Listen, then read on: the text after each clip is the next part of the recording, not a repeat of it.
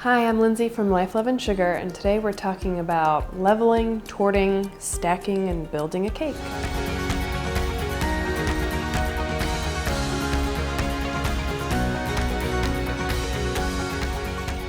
So first, what is leveling and torting?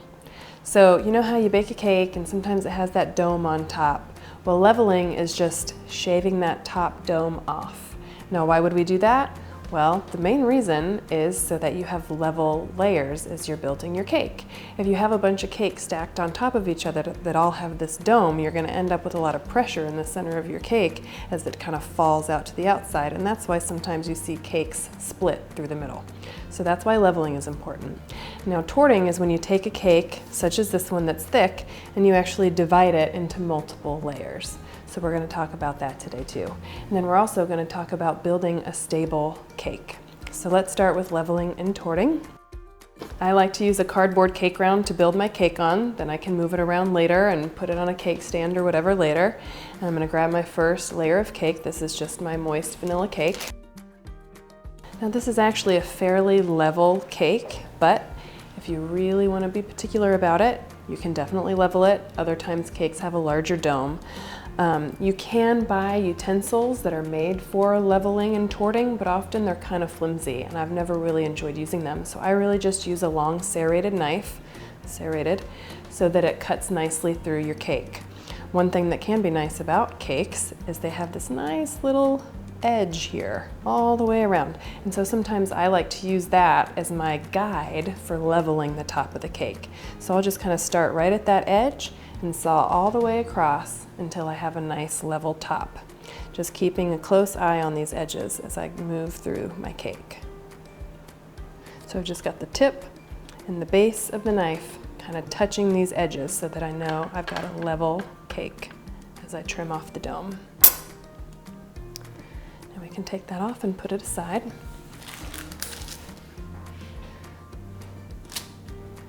We have a nice level cake. Now, torting can be a little bit trickier.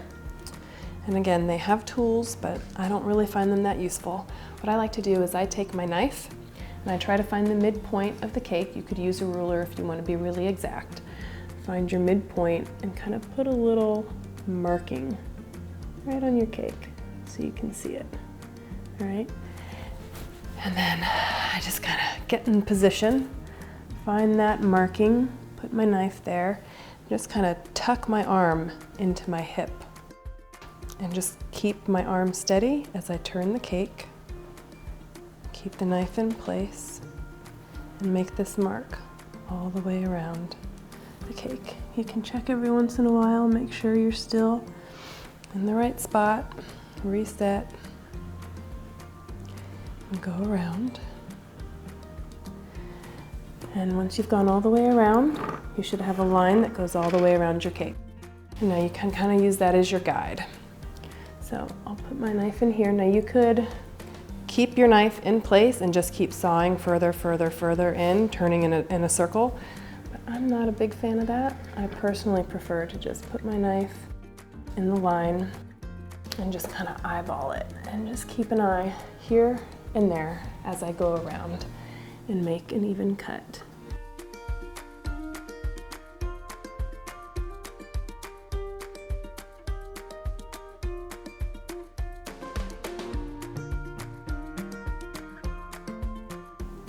And there we go, perfectly along those lines. Now these layers get kind of thin, so they can be a little tricky to move around. I like to use a cake lifter when I start working with real thin layers, and then I know I'm not going to rip my cakes apart. You can just slide that in the middle, lift this cake right off, and move it wherever you need it as you fill this cake. So I'm going to go ahead and put that back down, and we'll tort our other layer. There we are, torted and ready to go. Now we can build our cake. Use my cake lifter to lift this layer off. And so at this point, we're going to want to start building the structure of the inside of our layers. An important part of that is your frosting. I'm using a lemon buttercream. You may be using something else, but regardless of what you're using, it needs to be stiff enough to hold your cake and your filling in place. So you do want to have a stiff buttercream, not something too thin. In fact, let's see, if I put my spatula in my buttercream, it actually stands right up. It doesn't fall over to the side. It's nice and stiff, which means it's going to hold the fillings of my cake, whatever that may be, whether it's something thin or thick. It's going to hold it in place so my layers aren't shifting all over the place or seeping out from the sides of my cake.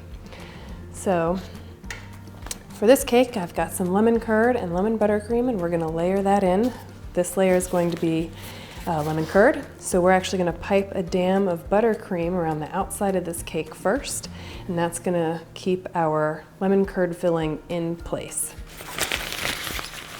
So I want a piping bag. I use the Ateco 808 tip. It's a nice large round tip.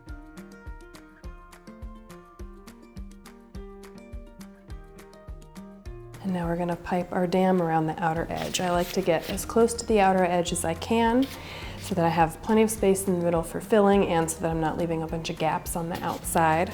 And I also like a nice tall dam so that there's plenty of room for my filling. So we have our dam. Now we're going to add about half of this lemon curd. Now when I'm adding filling between my layers, I typically stick with about a cup of buttercream. If you're using a filling like a curd or something, I may use a little less, because if you have too thick of a layer, it's really not going to be all that steady, even if you have a nice sturdy buttercream dam. So I try not to put too much in there.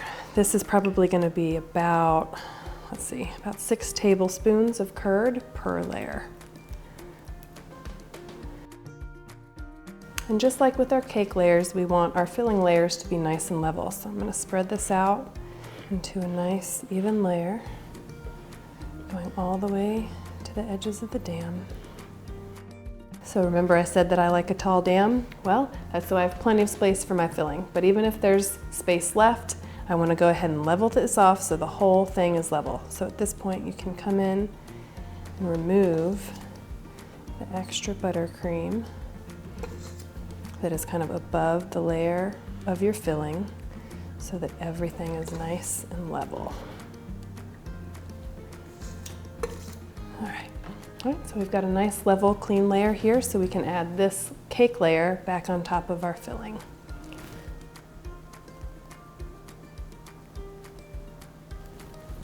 Let's line it up, make sure everything is in place. There we go. All right, now we are ready for our next layer. This is going to be a layer of buttercream. Like I said, I use about a cup of buttercream when I'm adding that as a filling. So I'll add this to our cake and spread that evenly. All right, got that one. Now it's time for our next layer of cake.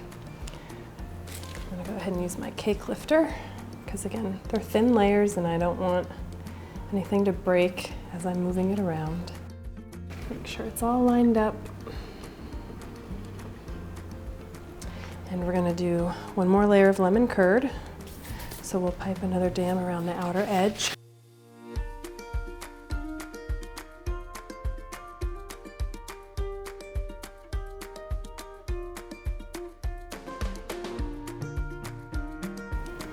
There we go. Add the rest of our lemon curd.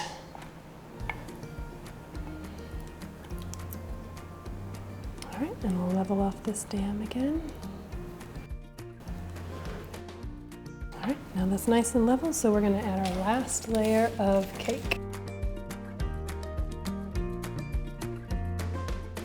All right, there we go. We have a well-built, sturdy cake here that shouldn't shift around, shouldn't move. So from this point, we may want to add a crumb coat, frost our cake. What I often do, you can see there's a lot of frosting sticking out from the sides of the cake, so I'll just kind of use that to fill in any gaps and create kind of almost a crumb coat. Now, unless I have a cake that just has a whole lot of crumbs and I'm really worried about it, this is where I usually stop with crumb coats, clean things off so that there aren't any crumbs laying around the base, and I'll frost my cake.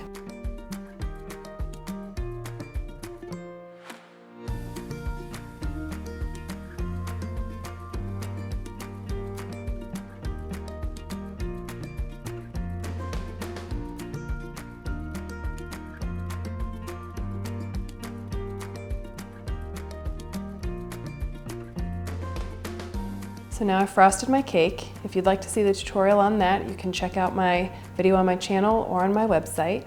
And for more of the tutorial in print form and photos and all the other information, you can actually head to my site to learn even more about leveling, torting, and building and stacking a cake. Just head over to lifeloveandsugar.com.